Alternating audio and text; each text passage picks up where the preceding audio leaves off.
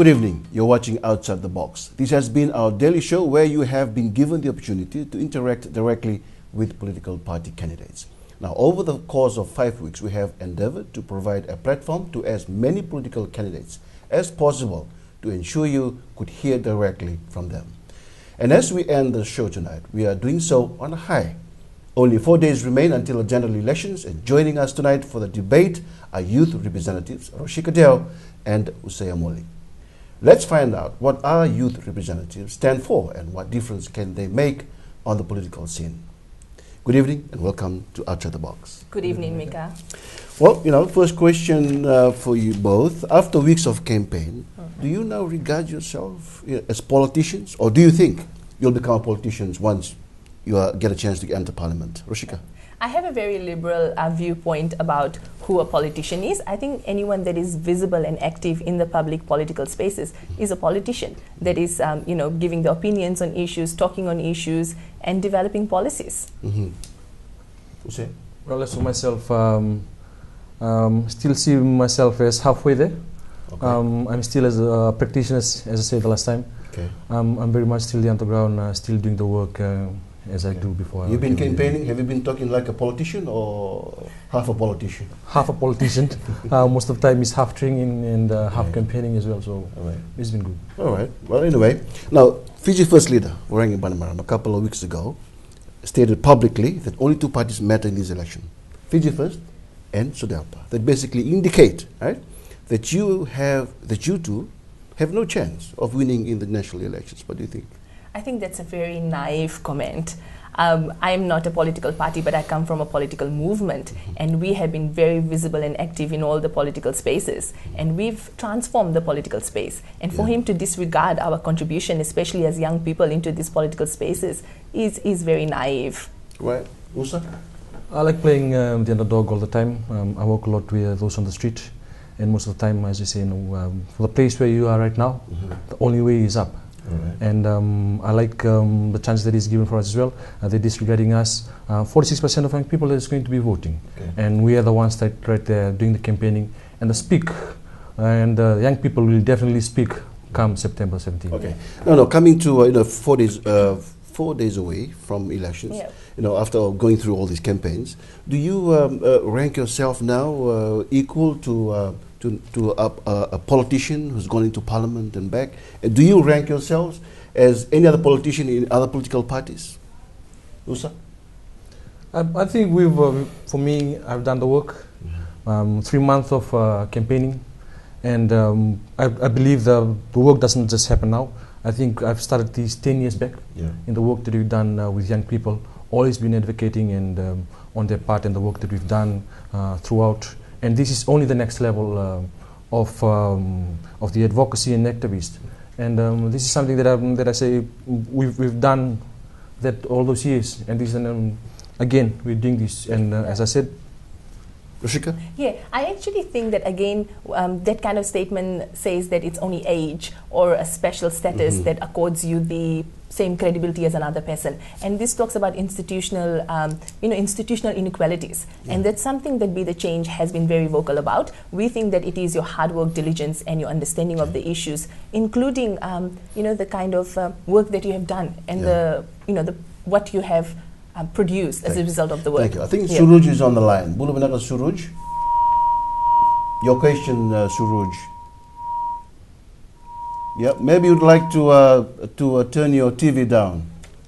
Okay, we lost him again. Well, anyway, now you guys are, first you are fresh in the political scene. You have no political history, right? You haven't done anything for the people, so that they can judge you on in these elections. Yeah. Now, what makes you think that that you will go into parliament and serve them? I disagree with your statement, Mika. Why? When you say that we haven't done anything and we haven't made any political contributions, again, that is disregarding the contribution that youths have made to this country's political spaces with the constitution-making process. Prior to that, but after do you have the a political 2006, history? Yes, we all the youths in one way or the other have a political history. Okay. We've all participated in, showing our dissent after 2006. Okay. We've all participated in different forums, with the constitution-making process and being vocal about it. So we. So those are, to you, are political It is a political history because this is part of our political processes. Right, Usa? For us, everything that is there in most of the manifesto that is covered, young people such as myself and there are others that are out there as well, have become champions in all these things, and they've always been highlighting, represent Fiji abroad in advocating these as well. Right. And I think we've done our part in that as well.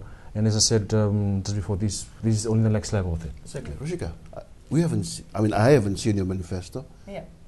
Is it out? Has it been difficult to put it together? Actually, we've had challenges. Why we have had challenges, it's not that because we have documents in process that are manifestos and it's being released in installments, and the reason has been because of the lack of resources. Okay. Initially, we're planning to actually have a launch, but we're not able to secure any kind of funding to be able to do that. And that is, again, a reminder of the kind of challenges that youths face in trying to be vocal and active and participate in the country's affairs. Participate in the elections as a politician. Usa, would you accept that explanation from Roshika that, about their manifesto or her manifesto? Well, for ourselves, we work through our youth set out there, the structures that already exist, and we managed to hold a 3 mini conference in order to get young people together. NFP had been there for a number of years, and they have all these structures that have already been in place, and we work on that, and together with the experience that we brought in, we managed to do that. Prasad is on the line. Prasad, your question, please. Hello. Yeah, go ahead and ask your question. Will you remove the daylight saving, please? Oh, can you remove daylight savings? Will you, if you go into Parliament with this? Yeah. We've been over 160 communities from last year, and one of the things that comes from the rural areas is the impact of daylight savings, and it's not good on them. In the urban area, people like daylight savings, and it's beneficial to them. And I think that's something that we need to talk about a little bit more. But overall, from the responses it's not been inclining towards having daylight savings. Well, this is one of the issues that I believe we haven't talked about. But if these are the things that come up in Parliament, if we're there, we'll definitely engage in the discussion for this. Okay. Now, do you both think you can make it to the tape? To Parliament? To Parliament? Yes. For us in Be The Change, we've been working really, really hard. And we've put in a lot of hard work and effort despite all the challenges we face. And given the amount of work we've put and the energy and the effort, yes, we will be in Parliament. I said the journey started 10 years ago. This is only the tape, so we definitely will be there. Okay. Well, sometimes you wonder what keeps you going in the first few weeks. Anyway, stay with us. We'll continue the discussion right after the break.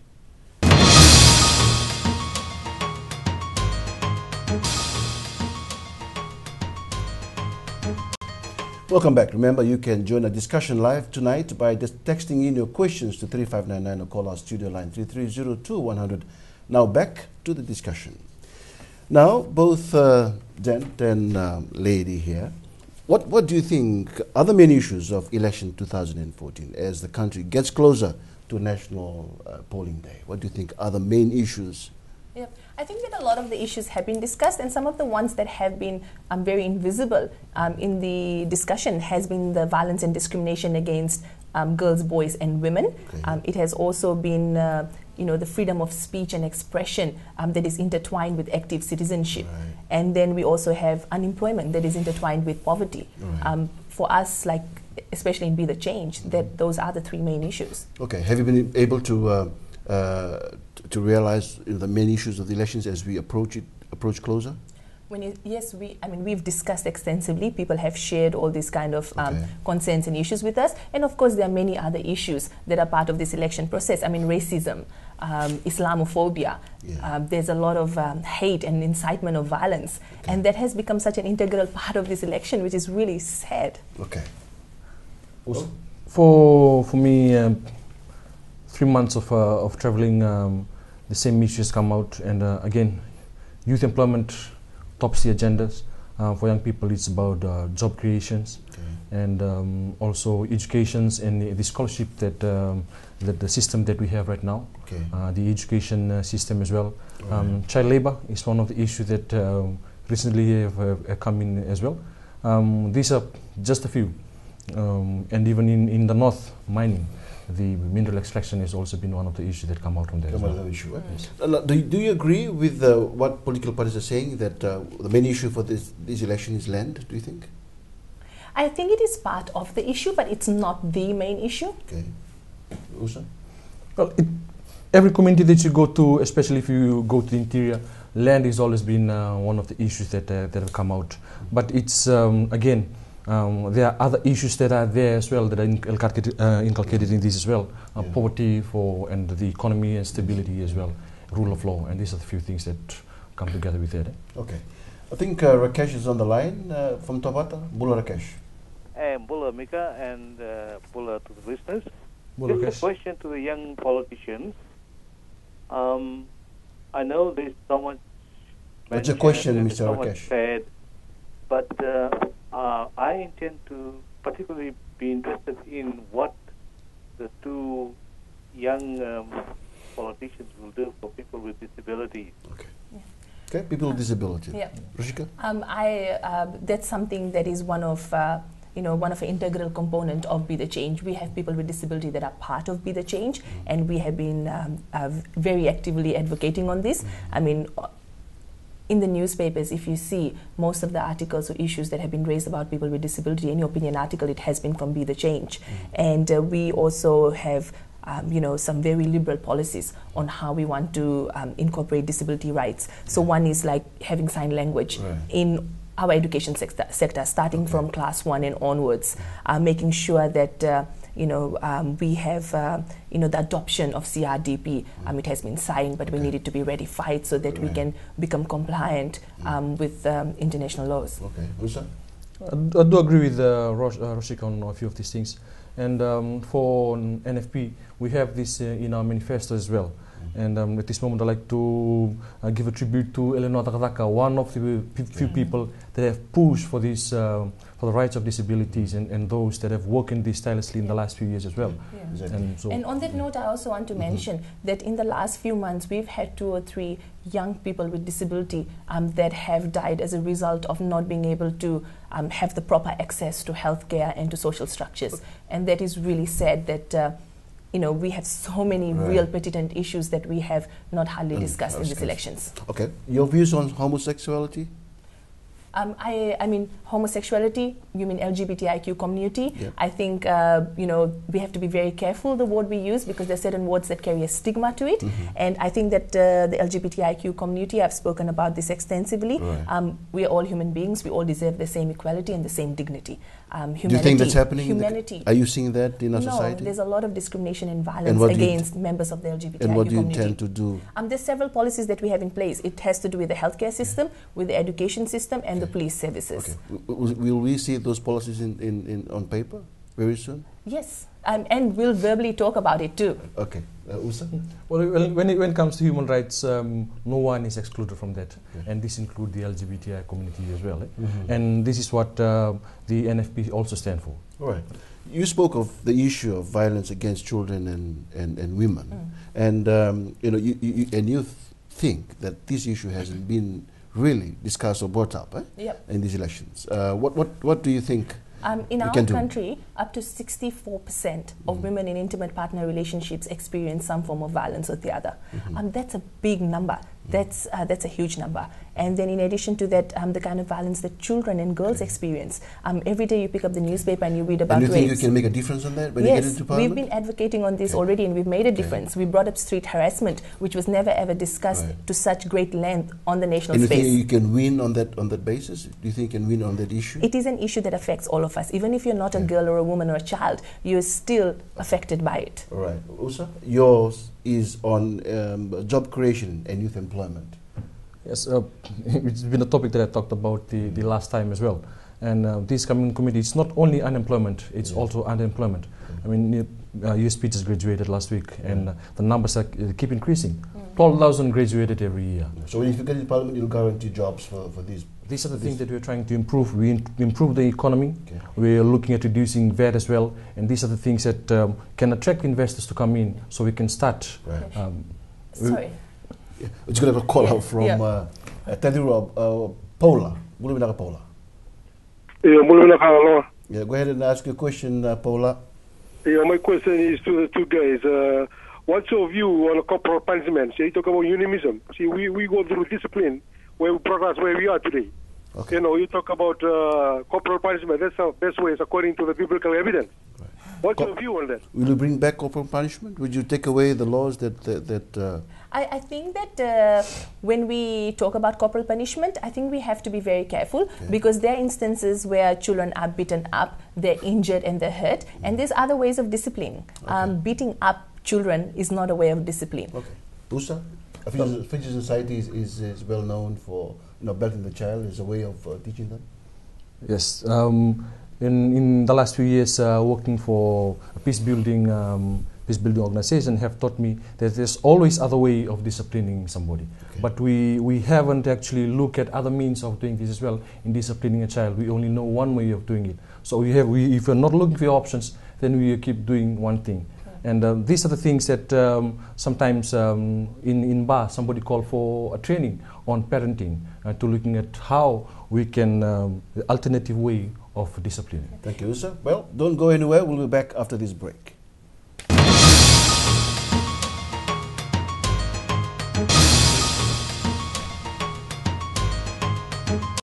Welcome back. Remember, you can join the discussion live by texting in your questions to 3599 or call our studio line 3302-100. Now back to the discussion, but first I think Sandeep from Nosor is on the line. Bula Sandeep? Okay, we lost Sandeep again. Well, before the break, you were trying to contribute, on the corporal punishment issue. Yeah. I think that we have to move away from violence as a society because we have such high rates of violence against girls and women. We have coups that is a daily occurrence in our country. We have tortures, we have deaths by the police. So violence is becoming such a big part of our society. And I think it starts from when children are young. And I think that as corporal punishment, when we talk about corporal punishment, we have to look at the bigger picture. Yeah. But do you think with a corporal punishment, children are being spoiled? They think they are not being parents are not serious in them. They can do anything, No, I mean corporal punishment keeps them online. No, I don't think that's true. There are other countries that do not have corporal punishment, and the children are turning fine. And I think that we need to give our children a chance, and we need to look at other forms of discipline. A question from one of our viewers: how can you tackle drug abuse and teenage pregnancy? Vusa, how can you tackle that? Well, for drug abuse, I've been doing training in few communities for a number of years now, and also on HIV, STIs, and teenage pregnancy.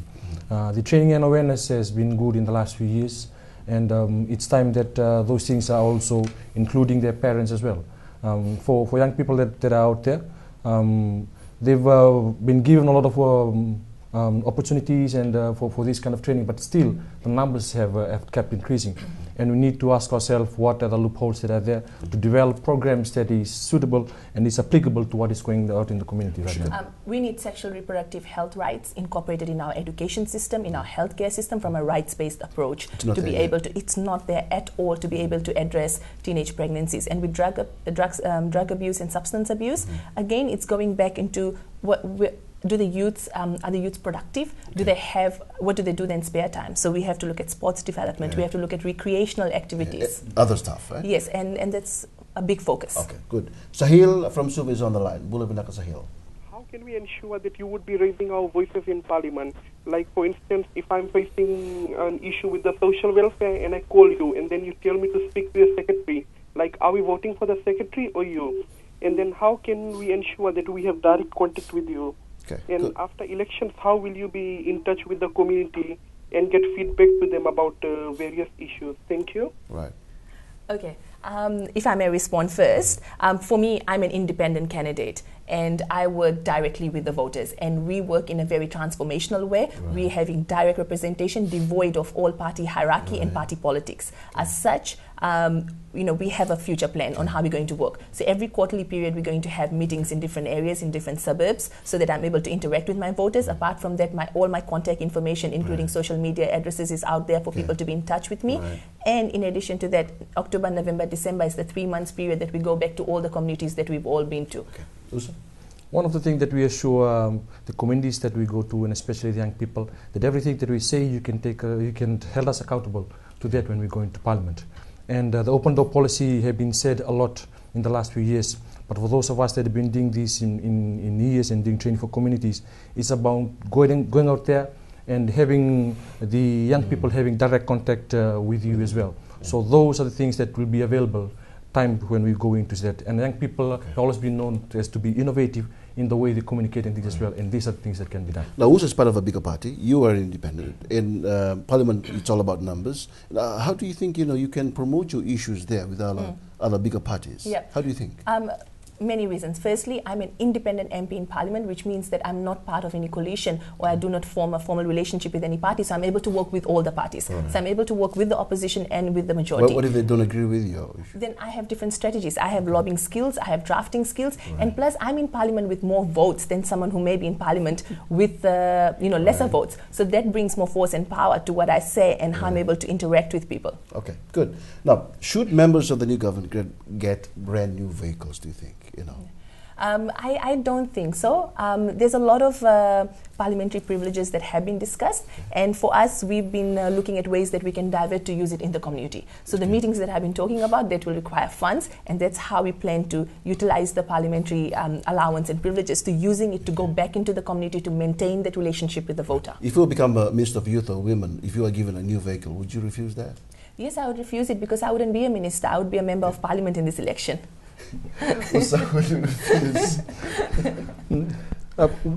We already have vehicles that are already there that it can be used again, and we've always talked about our leaders always talk about wastage.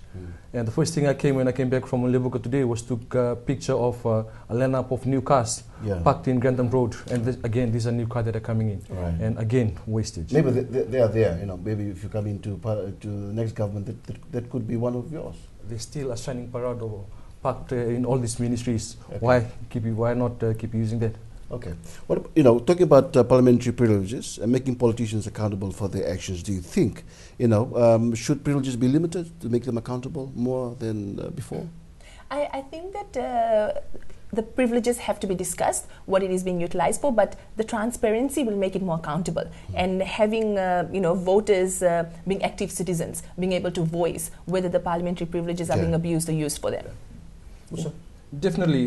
These are the things that we need to talk about when we do go in. And again, everything has to be consulted and talked about before we put those things into action.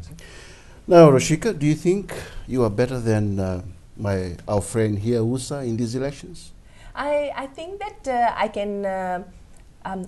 can represent people better in this election because I'm not part of a political party structure. I do not get involved in internal party politics or intra-party politics, and I'm outside the party hierarchy, so I'm able to directly represent my voter. As such, the way I work and the way I perform will be faster, more efficient, and more sustainable because I'm working in an empowering way with the voter. So that's how I think I'll be a better representative in Parliament. Okay, very quickly on that. Well, for myself, somebody told me, why not stand as an independent? Because you didn't have to do a lot to raise your status because of the work that you've done in the number of years. All right. Okay. Right. Now, when we go on break, there's a lot of political campaign ads that go on. What do you think of those? Well, I have only seen a few, and I think that, again, it talks about the old traditional way of politics, dirty politics. We've transformed politics. We have politics of hope and humanity. Okay. Usaia? When it comes to young people, it comes down to respect. And those respect are the things you earn with the works that you've done with them over the years. And those are the things that I come with when I go into politics. Okay. Do you think, Roshika, you can work with the NFP? I think that I can work with all the parties because I'm going there as an independent candidate, as an independent MP, and I'm going there to represent the people, to fight for the realization of people's rights. Usaia? Well, NFP have a track record of being able to work with any other parties, so there's definitely room for that.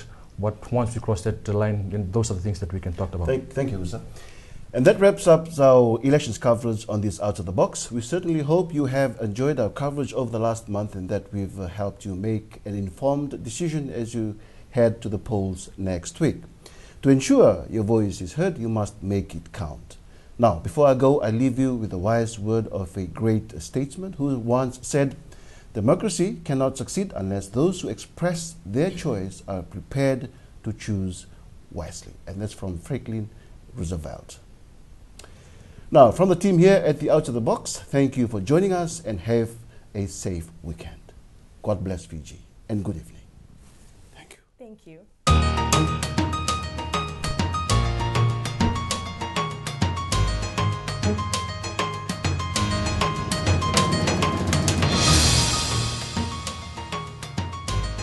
Bye.